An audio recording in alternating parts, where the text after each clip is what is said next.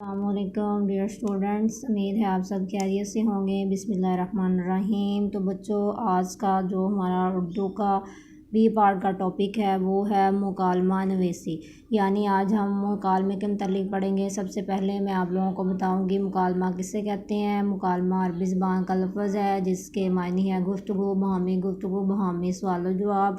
दो अफराद के दरमियान गुफ्तगू को मुकालमा कहते हैं। और बात करते वक्त अपने मुखातब की जो बात करते वक्त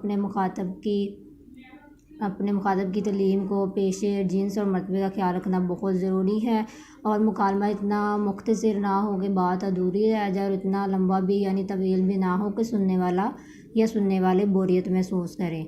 तो यही मुख्तसर यही है कि बच्चे, जो इसकी मेन बात है मुकालमे की वो यही है कि दो अफराद के दरमियान गुफ्तगू को मुकालमा कहते हैं। ठीक है, आज हमने वर्जिश के फ़ायदे के मौजू पर डॉक्टर और मरीज़ के दरमियान मुकालमा, यानी हमने डॉक्टर और मरीज़ के दरमियान जो गुफ्तगू होनी है या जो बातचीत होनी है वो वर्जिश के फ़ायदे पर होनी है। ठीक है, कि डॉक्टर ने मरीज़ को वर्जिश के फ़ायदे बताने या उसके मतलब बताना या समझाना है। ठीक है, मरीज़ अस्सलामुअलैकुम। डॉक्टर वालेकुम सलाम, तशरीफ़ लाइए। मरीज़ डॉक्टर साहब, कल से मेरी तबीयत ख़राब है। डॉक्टर, क्या हुआ आपको, इधर आइए मेरे नज़दीक। मरीज़, कल से नज़ला ज़ुकाम और बुखार में मुब्तला हूँ। डॉक्टर, कोई दवाई और शरबत लिया? मरीज़, नहीं, आप अच्छी तरह से मेरा मायना कीजिए और दवाई दीजिए। डॉक्टर, घबराने की कोई ज़रूरत नहीं, मामूली सा बुखार है, अल्लाह बेहतर करेगा। मरीज़, लेकिन डॉक्टर साहब सर में तो शिद्दत का दर्द है। डॉक्टर, ये दवाई लें, 6 घंटे बाद दूध के साथ एक खुराक लें, इंशाल्लाह कल तक बहुत इफाका हो जाएगा। इसके साथ साथ हल्की फुल्की वर्जिश भी करें। मरीज़, क्या वर्जिश करना ज़रूरी है? इससे क्या फ़ायदा होगा? डॉक्टर, जी हाँ, इंसानी जिस्म मशीन की तरह है, इसको रवां दवा रखने के लिए वर्जिश बहुत ज़रूरी है। मरीज़, लेकिन वर्जिश का तंदुरुस्ती के साथ क्या ताल्लुक़ है? डॉक्टर, इंसानी जिस्म वर्जिश के बगैर मुनासिब नशोनुमा नहीं पा सकता और जिस्म तंदुरुस्त नहीं हो सकता। मरीज़, वर्जिश से जिस्म को क्या फ़ायदा होता है? यानी अब मरीज़ पूछ रहा है ना कि जिस्म को क्या फ़ायदा होता है। डॉक्टर, वर्जिश से जिस्म के अंदर फासद मादे साफ़ हो जाते हैं और खून की गर्दिश बढ़ जाती है, इंसान चाको चुबंद और तरोताज़ा नज़र आता है। मरीज़, डॉक्टर साहब, इंशाल्लाह मैं आज से ही वर्जिश शुरू करता हूँ। आपने वर्जिश के बहुत फ़ायदे बताए हैं। डॉक्टर साहब, आपकी फ़ीस कितनी है? डॉक्टर, 200 रुपये। मरीज़, खुदा हाफिज़। डॉक्टर, खुदा हाफिज़। यानी बच्चों, डॉक्टर ने आज मरीज़ को वर्जिश के फ़ायदे बताए हैं कि अगर इंसान यानी अगर बीमार हो जाए तो दवाई लेना ज़रूरी है, लेकिन इसके साथ साथ अगर आप तंदुरुस्त भी हैं तो अपनी रूटीन बनाएं कि रोज़ इंसान को हल्की फुल्की वर्जिश करनी चाहिए। यानी तंदुरुस्त रहने के लिए वर्जिश करना बहुत ज़रूरी है। यानी उन दोनों डॉक्टर ने मरीज़ को वर्जिश के फ़ायदे बताए हैं। ठीक है, आगे नेक्स्ट अब हमने ग्रामर पढ़नी है। इसम की तादाद बिलिहाज बनावट, यानी बनावट के लिहाज से इसम की 3 इकसाम हैं। इसम मस्दर, इसमें जामिद, इसमें मुश्तक। इसम मस्दर, इसमें मस्दर वो इसम जो ख़ुद तो किसी लफ्ज़ से ना बने लेकिन इससे बहुत से अल्फाज बनाए जा सकते हैं। यानी इसम मस्दर उसे कहते हैं बच्चे जो किसी लफ्ज़ या कलमे से नहीं बनता लेकिन इससे बहुत से अल्फाज बनाए जाते हैं। और मस्दर किसी काम के करने या होने को भी ज़ाहिर करता है।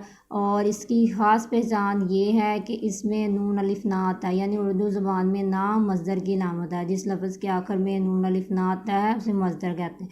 सबसे पहले अब इसकी मिसालें हैं। उठना, यानी ये किसी लफ्ज़ से नहीं बना लेकिन इससे मज़ीद अल्फाज बन सकते हैं, जैसे उठना से उठ, उठने वाला, उठने वाली, पढ़ने वाला, पढ़ने वाली, ऐसे मज़ीद अल्फाज बन सकते हैं। और ये किसी काम के होने को भी ज़ाहिर करता है, जैसे उठना, पढ़ना, दौड़ना एक काम भी है।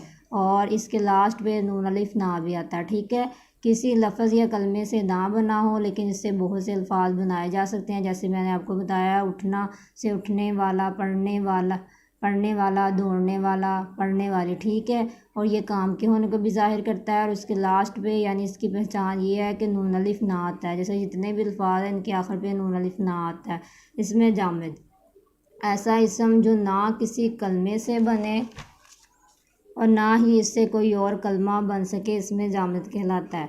ठीक है, इसमें जामिद से कहते हैं जो ना किसी कलमे से बना है और ना इससे कोई और कलमा बन सके, मसलन मेज़, कुर्सी, कलम, ईंट वगैरह। इससे मज़ीद कोई कलमा नहीं बन सकता। ठीक है, आगे नेक्स्ट है इसमें मुश्तक। ऐसा इसम है जो ख़ुद मस्दर से बने मगर इससे कोई कलमा ना बन सके। यानी इसमें मुश्तक वो इसम है जो ख़ुद तो मस्दर से बनता है लेकिन इससे मज़ीद कोई कलमा ना बन सके। जैसे हमने लिखना लिया इससे मस्दर का, तो इससे जो लिखने वाला है और लिखने वाली जो बनेगा वो इसम मुश्तक है, लेकिन कोई और नया मज़ीद लफ्ज़ नहीं बनता। इसी तरह आना से आने वाला, पढ़ने से पढ़ने वाला। यानी इसम मुश्तक वो इसम है जो ख़ुद तो मस्दर से बनता है लेकिन इससे मज़ीद कोई कलमा नया ना बन सके। जैसे हमने मस्दर का लिखना ले लिया और उससे मज़ीद जो लिखने वाला लिखने वाली बनाया वो इसम मुश्तक है। इसम मुश्तक बन तो गए हैं लेकिन बने किससे हैं? इसम मस्दर से। ठीक है, लेकिन इससे मज़ीद कोई और लफ्ज़ नहीं बन सकता। ठीक है, ऐसा इसम जो ख़ुद मस्दर से बने मगर इससे कोई कलमा ना बन सके, इसमें मुश्तक कहलाता है। ठीक है, जैसे लिखने से लिखने वाला। लिखने वाला इसम मुश्तक तो है लेकिन ये बना इसम मस्दर से है। ठीक है, इस तरह अब हमने पढ़ना इसमें सिफ्त और इसकी इक़साम, फिर सिफ्त के दर्जे। ठीक है, सबसे पहले हम पढ़ेंगे इसमें सिफ्त किसे कहते हैं। इसमें सिफ्त से मुराद वो इसम जो किसी दूसरे इसम की अच्छाई या बुराई बयान करे। किसे कहते हैं इसमें सिफ्त? जो किसी दूसरे इसम की अच्छाई या बुराई बयान करे। मसलन नेक लड़का, तेज़ घोड़ा, गंदा लिबास। इसमें अच्छाई भी आ सकती है और बुराई भी आ सकती है। इसी डेफिनेशन में से बच्चे हमें एक दूसरी डेफिनेशन का भी पता चलता है। जैसे इसमें मसरूफ़, जिस इसम की सिफ्त बयान की जाए उसे मसरूफ़ कहते हैं। जैसे ऊपर जो मैंने अभी आप लोगों को ये बताया इसमें सिफ्त का ऊपर वाले जुमलों में, जैसे नेक लड़का, तो इसमें जो नेक है वो इसमें मसरूफ़ है। तेज़ घोड़ा, तेज़ इसमें मसरूफ़। गंदा लिबास में लिबास, यानी जिस इसम की सिफ्त बयान की जाए उसे मसरूफ़ कहते हैं। ठीक है, जैसे लड़का, घोड़ा, लिबास। सॉरी बच्चे, मैंने आपको थोड़ा सा यहाँ पे मिस्टेक हो गई है। यानी इसमें सिफ्त तो मैंने पहले आपको बताया वो इसम जो किसी दूसरे इसम की अच्छाई या बुराई बयान करे। ठीक है, यानी किसी दूसरे इसम की अच्छाई या बुराई बयान करे, इसमें सिफ्त कहलाती है। जैसे नेक लड़का, तेज़ घोड़ा, गंदा लिबास वगैरह। ठीक है, अब इसी डेफिनेशन में हमें एक और डेफिनेशन का पता चलेगा इसमें मसरूफ़ का। या फिर से आपको रिपीट कर रही हूँ कि आप डबल माइंडेड ना हो जाओ, थोड़ी सी मुझसे मिस्टेक हो गई थी। जिस इसम की सिफ्त बयान की जाए उसे मसरूफ़ कहते हैं। यानी जिस इसम की, जैसे लड़का, लड़के के ऊपर सिफ्त बयान हुई है। घोड़ा, घोड़े की। लिबास, यानी जिस इसम की सिफ्त बयान की जाए उसे इसमें मसरूफ़ कहते हैं। जैसे यहाँ पर लड़के की, घोड़े की, लिबास की उन्होंने बुराई बताई है। ठीक है, सिफ्त भी बता, ठीक है, उसे इसमें मसरूफ़ कहते हैं। ठीक है बच्चों, यानी हम बुराई के में भी इस्तेमाल कर सकते हैं, अच्छाई में भी, जैसे वो आगे मैंने ऊपर आपको डेफिनेशन बताई थी। ठीक है, समझ आ गई ना इस बात की? फिर से बता देती हूँ, जिस इसम की सिफ्त बयान की जाए उसे मसरूफ़ कहते हैं। जैसे लड़के की हुई, घोड़ा, लिबास की हुई है। ठीक है, अब हमने पढ़नी है इसमें सिफ्त की इक़साम। इसमें सिफ्त की दो इक़साम है, सिफ्त ज़ाती या सिफ्त असली कह सकते हैं, सिफ्त निस्बती। सिफ्त असली वो इसम नकरा जो किसी भी ज़बान में किसी शख्स या चीज़ की अच्छाई या बुराई बयान करने के लिए इस्तेमाल की जाए। सिफ्त असली किसे कहते हैं? वो इसम नकरा जो किसी भी ज़बान में किसी शख्स या चीज़ की अच्छाई या बुराई बयान करने के लिए इस्तेमाल की जाए, मसलन नेक, बद, तेज़, सुस्त वगैरह। ठीक है, सिफ्त निस्बती, यानी निस्बत से पता चलता है कि इसे निस्बत देनी है। वो इसमें सिफ्त जो ख़ुद तो सिफ्त ना हो लेकिन महज किसी ताल्लुक़ या निस्बत की वजह से सिफ्त के मायने ज़ाहिर करे। यानी वो सिफ्त नहीं है लेकिन महज निस्बत या ताल्लुक़ की वजह से सिफ्त के मायने ज़ाहिर करे। मसलन लाहौरी नमक, लाहौर से लाहौरी नमक, यानी वो सिफ्त के मायने ज़ाहिर कर रहा है। अरबी घोड़ा, अरब से अरबी घोड़ा, यानी सिफ्त नहीं है लेकिन सिर्फ महज ताल्लुक़ की वजह से सिफ्त के मायने ज़ाहिर करे। हमने इसमें सिफ्त के बारे में पढ़ा, फिर इसमें सिफ्त की इक़साम पढ़ी, अब हमने सिफ्त के दर्जे पढ़ने हैं। सिफ्त के दर्जे, सिफ्त के 3 दर्जे हैं, तफजील नफसी, तफजील बाज़, तफजील कुल, यानी 3 दर्जे। पहले हम तफजील नफसी के बारे में पढ़ेंगे। तफजील नफसी वो इसमें सिफ्त जिससे किसी शख्स, जगह या चीज़ की हालत किसी दूसरे इसम से बग़ैर मुकाबले के बयान की जाए, यानी जिससे वो इसमें सिफ्त है जिससे किसी शख्स, जगह या चीज़ की जो हमने हालत बयान करनी है वो किसी से मुकाबले के बगैर, यानी किसी भी दूसरे इसम से बग़ैर मुकाबले के बयान की जाए। मसलन नेक लड़का, ऊंचा दरख्त, किसी से मुकाबला तो नहीं ना किया जा रहा। जैसे ज़हीन लड़का कह सकते हैं, यानी वैसे ही उसकी खूबसूरत लड़का, यानी वैसे ही उसकी खूबी बयान की जा रही है, किसी से मुकाबला नहीं किया जा रहा, उसे तफजील नफसी कहते हैं। ठीक है। नेक्स्ट दूसरा है तफजील बाज़। वो इसमें सिर्फ जिससे किसी शख्स, जगह या चीज़ की हालत का किसी दूसरे इसम से मुकाबला किया जाए। पहले में मुकाबला नहीं था, वैसे ही उसकी खूबी यानी सिफ्त बतानी थी। अब किसी शख्स या जगह या चीज़ की हालत का किसी दूसरे इसम से मुकाबला करना है। जैसे अहमद खालिद से ज़्यादा ज़हीन है, ये पहाड़ उस पहाड़ से ऊंचा है। पहले जुमले में अहमद और खालिद की ज़हानत का मुकाबला है, दूसरे जुमले में एक पहाड़ का दूसरे पहाड़ की ऊंचाई से मुकाबला है। यानी इसमें दो लोगों के दरमियान कह दे कि हमने ताल्लुक़ को ज़ाहिर करना होता है या मुकाबला, यानी किसी भी शख्स, जगह, चीज़ की हालत का किसी दूसरे ने एक इसम का दूसरे इसम के साथ मुकाबला किया जाए। ठीक है।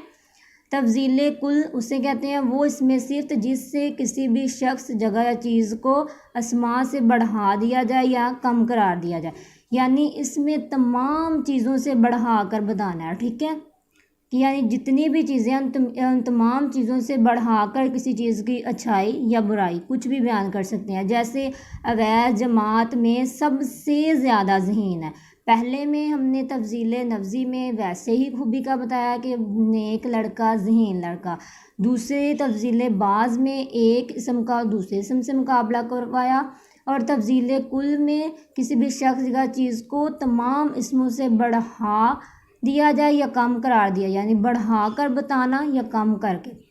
जैसे अवैध जमात में सबसे ज़्यादा, यानी जितने भी बच्चे हैं तमाम बच्चों से ज़्यादा ज़हीन है। ठीक है।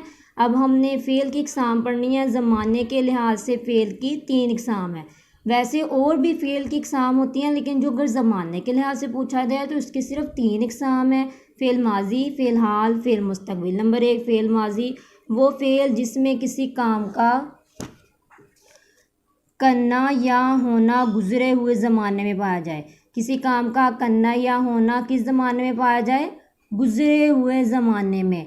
अहमद ने ख़त लिखा है, सफदर ने पानी पिया, यानी ये गुज़रा हुआ ज़माना है। फ़ेल हाल, वो फ़ेल जिसमें किसी काम का करना या होना मौजूदा ज़माने में पाया जाए, फ़ेल हाल कहलाता है। मसलन अहमद ख़त लिख रहा है, मौजूदा ज़माना है, अली काम करता है।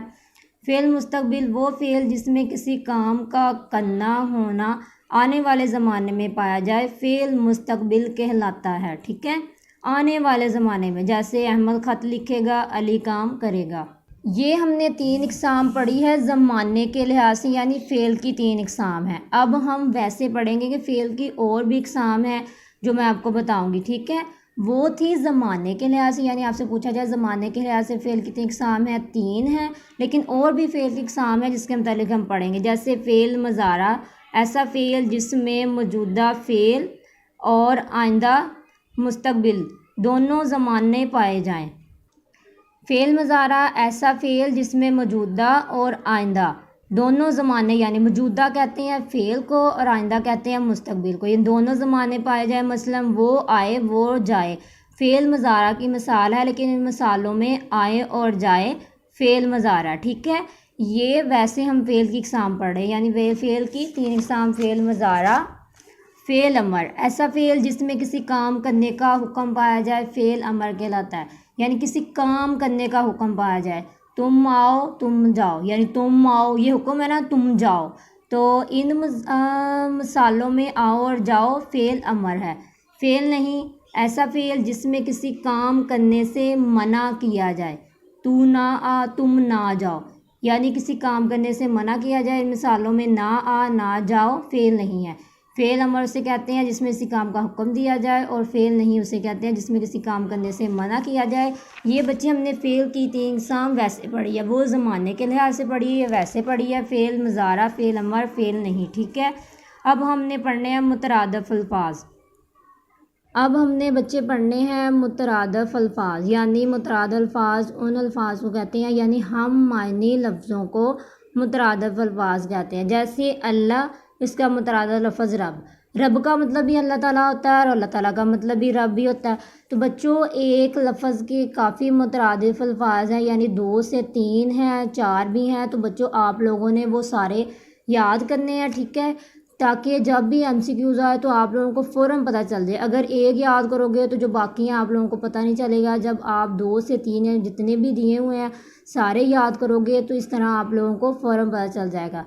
मदद, यारी, कबूलियत, इजाब, बहशत, जन्नत। ठीक है, रोशनी, उजाला, फल, समर, तलवार, शमशीर, बाग, चमन, गुलस्तान भी कह सकते हैं, बात का, कलाम, गुफ्तगू। ठीक है, इस तरह इसके एक लफ्ज़ के 2 से 3 मुतरादिफ़ अल्फाज हैं। तो बच्चों, आप लोगों ने वो सारे याद करने हैं। ठीक है, अक्ल, समझ, जुदाई, हिजर, चाँद, कमर, सूरज, आफताब, दिन, रोज़, दुनिया, कायनात, रास्ता, राह, रात, शब, ज़माना, दौर, ज़िंदगी, हयात, फ़िक्र, गम।